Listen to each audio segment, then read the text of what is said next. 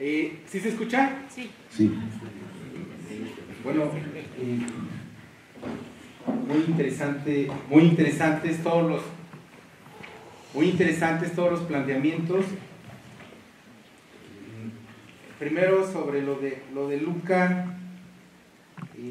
me parece muy sugestivo este ejercicio de reescribir la cuestión de la población y de las categorías biopolíticas dentro de esta dinámica internacional de la lucha de clases.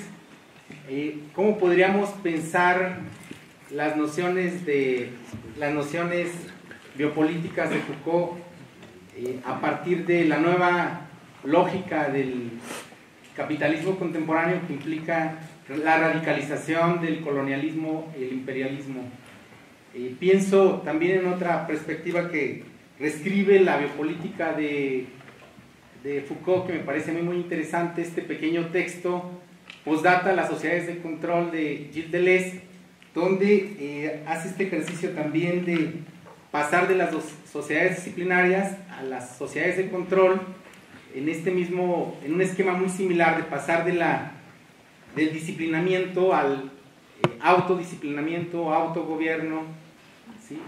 En este sentido, ¿cómo podríamos reinscribir estas categorías biopolíticas dentro de la dinámica contemporánea sin caer en eso que llama Jacques Nancy, la ontologización de las categorías biopolíticas, que terminan por neutralizar toda posibilidad de interpelación? Y respecto a Alan Arias y Fabiola, una cuestión que me parece muy interesante, que ya la ha discutido el maestro Raimundo Mier cuando toma distancia respecto a la noción de poder de Foucault.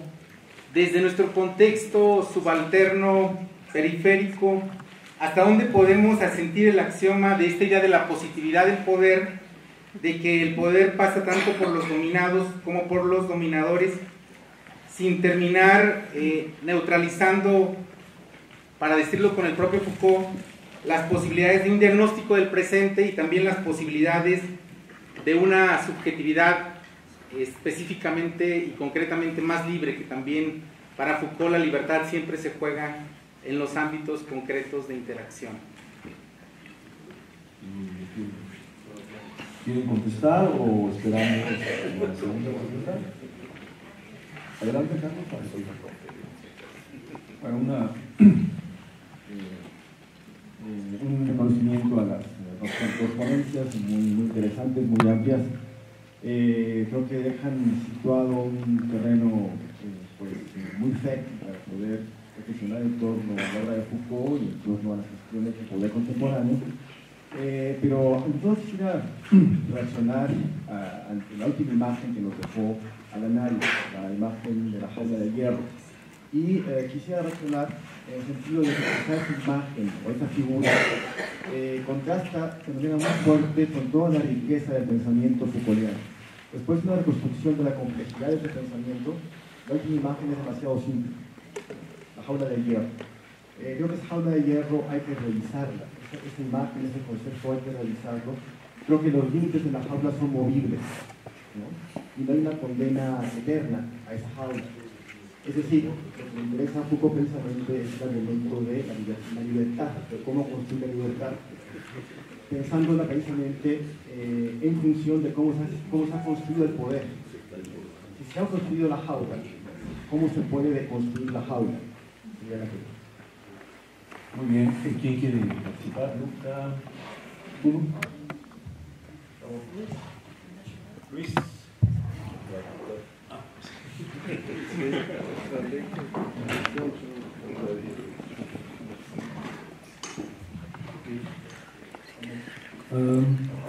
Oui, merci pour la question. En effet, il y a un volet qui manque et que je n'ai pas pu mettre dans ma communication pour des raisons de temps. Hizo falta tiempo para terminar mi exposición. Et qui est celui de la colonisation, effectivement. que es efectivamente el de la colonización. La réponse que Marx donne à Malthus La respuesta que Marx da a Malthus consiste précisément à dire la population ce n'est pas une affaire nationale, consiste efectivamente en decir la población no es un asunto nacional, parce que la division du travail est devenue internationale. dado la división internacional del trabajo. Donc à ce moment-là, naturellement, on a le colonialisme anglais notamment, Si tomamos en cuenta en ese momento el colonialismo inglés, particularmente, qui produit les calicots, les tissus en Inde, que produce el tejido, la red en India, pour donc entrer en concurrence avec les manufactures anglaises. para entrar en competencia directa con las manufacturas inglesas. Et Marx montre comment justement ce processus de colonisation permet aussi de produire de la surpopulation. Marx muestra cómo ese proceso de colonización tiene sentido en la población Et donc de créer de l'appauvrissement par la concurrence. entonces crear empobrecimiento por la competencia. Si on regarde aujourd'hui, Si miramos hoy, en situation que vous dites être de radicalisation de la colonisation, si vemos las condiciones de la radicalización de la colonización, en étant que, enfin, apparemment la colonisation ne se fait plus selon la même forme de violence et de militarisation, si vemos como la colonización es un incremento de la violencia y de la militarización, ne se fait plus de la même manière en fait, ne se fait plus à travers la militarisation, no es más a través de la militarización, mais en poussant justement cette division internationale du travail sino empujando más aún esa división internacional del trabajo, jusqu'au point où le monde apparaît divisé en deux parties. Justo al punto en que el mundo aparece dividido en dos partes. Une partie qui supporte la production et de plus en plus aussi les dégâts écologiques, Una parte que soporta la producción y los males ecológicos, de plus en plus, et une partie qui se limite, notamment l'Europe, les États-Unis, y la otra parte que se limita netamente en Europa y los Estados Unidos à contrôler les amontes et les avals de la production. a controlar los adelantes y los atrás de la producción, C'est-à-dire la recherche, le développement et le marketing. sobre todo la investigación, me imagino que técnico-científica y el marketing. Donc, dans cette nouvelle division internationale du travail, En esta nueva división internacional del trabajo, mon idée, c'est qu'il faut essayer d'exploiter se trata de ensayar y de explotar les angles morts de explotar los ángulos muertos à travers des stratégies différentes a través de estrategias diferentes selon le niveau de production dans les différents pays. según el nivel de producción de los diferentes países. Dans les pays occidentaux en Europe, aujourd'hui, on assiste au retour du salariat. En los países occidentales de Europa estamos asistiendo a un recorte de los salarios, Un retour du salariat, alors que le salariat reste une forme dominante dans les pays productifs. mientras que en los otros países el asalariado aumenta. Donc, dans les pays dans lesquels le salariat recule, on a besoin de plus de coopération. En los países en los que el asalariado disminuye, se requiere mayor cooperación Pour permettre la protection des travailleurs par d'autres formes que le salariat. para permitir la protección de los trabajadores por otra forma que el simple asalariado. Dans les pays dans lesquels le salariat reste la forme dominante, En los países en que el asalariado sigue siendo la forma dominante, il faut essayer d'obtenir le droit à travers le salariat. hay que ensayar de obtener el derecho a través del asalariado. en sachant que la dynamique générale reste celle de l'individu qui porte toujours plus sur soi. Se trata entonces de hacer un análisis del individuo que tiene que defender sus propias capacidades, sus propios derechos. Donc, l'individu, dans les deux pays, l'individu est porté de plus en plus à porter sur soi, en fait, la responsabilité de son travail. El individuo está obligado a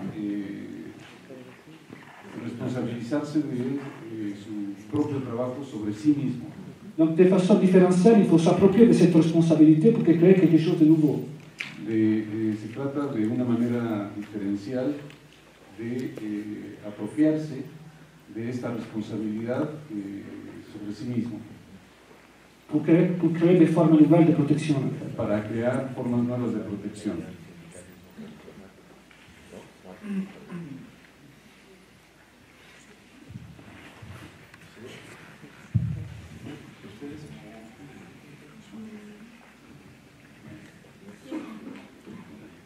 Bueno, en relación a la pregunta acerca de cómo evitar como que las estructuras, el análisis de poder se congele, no sé, un poco esto es mucho lo que Foucault intenta advertir por medio de decir que en principio el poder va a ser un fenómeno que resulta principalmente de la experiencia. Y como tal, en la multiplicidad de experiencias que podamos experimentar no vamos a poder encontrar una gran racionalización, una gran razón del poder.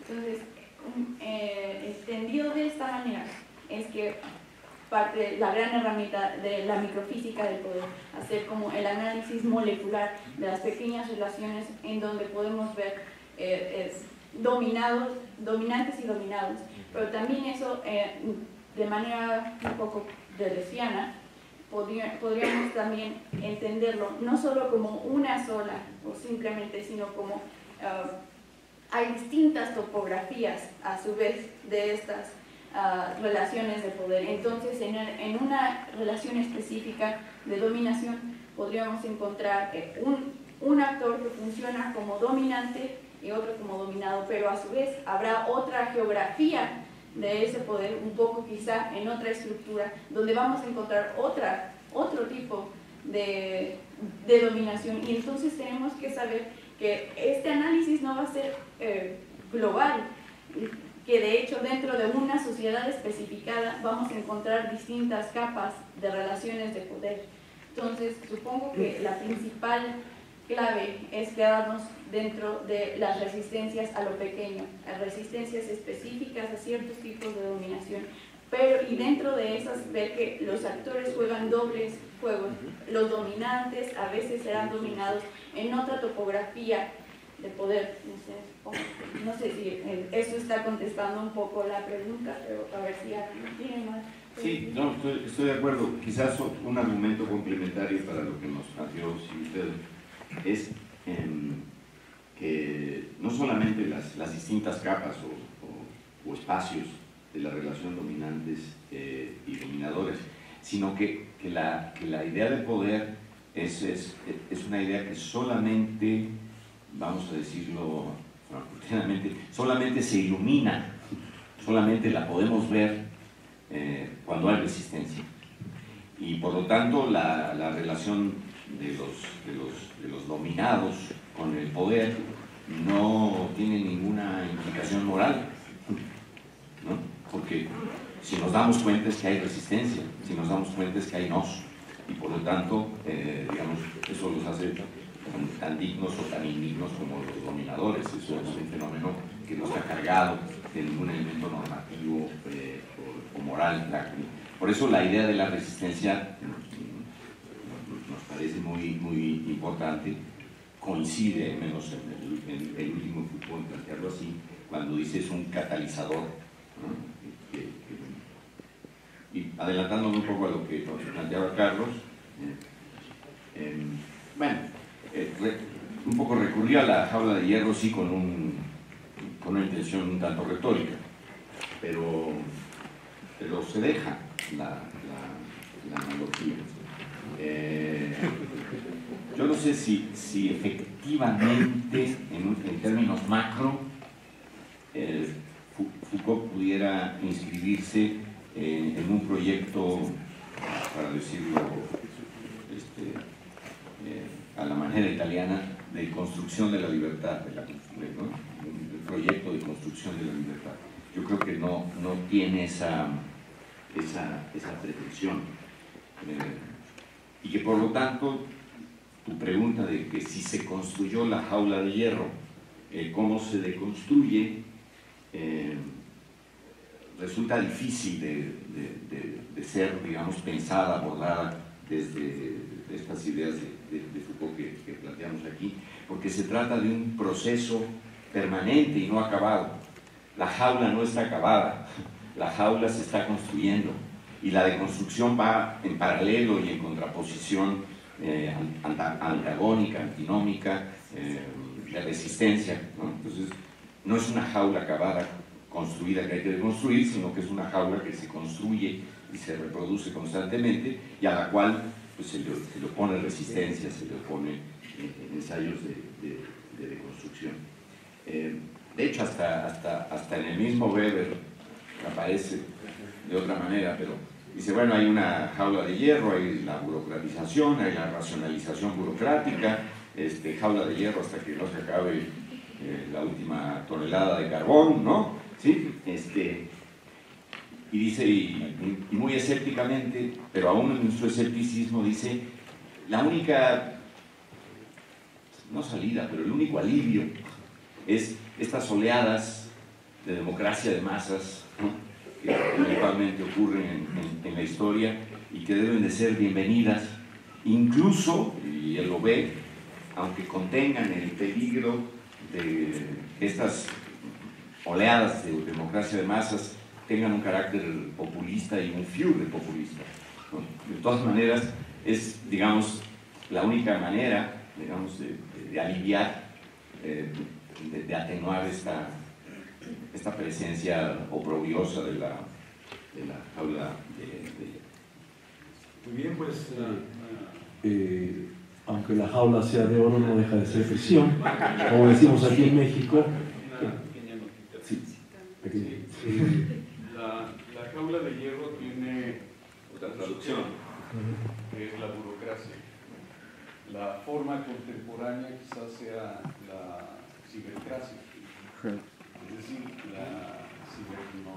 la cibercracia, quienes de alguna manera están estructurando nuestros haceres a partir de lo que llamabas como las redes, entre comillas, sociales, que yo le llamaría las ciberredes, que son estructuras preconcebidas y que como estructuras preconcebidas tienen instrucciones y en donde nos ponemos en situación de seguir las instrucciones de la cibercracia. Y en ese sentido me parece que ahí hay nuevas formas de dominación que de alguna manera nos están también constriñendo y determinando. Sí, me gusta la idea y lo llevo un poco a la experiencia de estos días y inevitablemente al contraste con el sismo del 85, ¿no? Tú lo decías muy bien, Marco, es que en el 85 no había redes. Bueno, en el 85 no había redes, pero no había muchas otras cosas, ¿no? No había binomios caninos y no había protocolos de ayuda de protección civil, etcétera, etcétera. Las redes le dieron una dimensión nueva, efectivamente, quizás muy visible, a la cuestión del rescate inmediato y el auxilio a los damnificados, al rescate de las víctimas en los derrumbes, pero conlleva una carga negativa. Sí, quizás en un balance inicial un tanto superficial, pero si no, pues es un cambio fundamental, ¿no?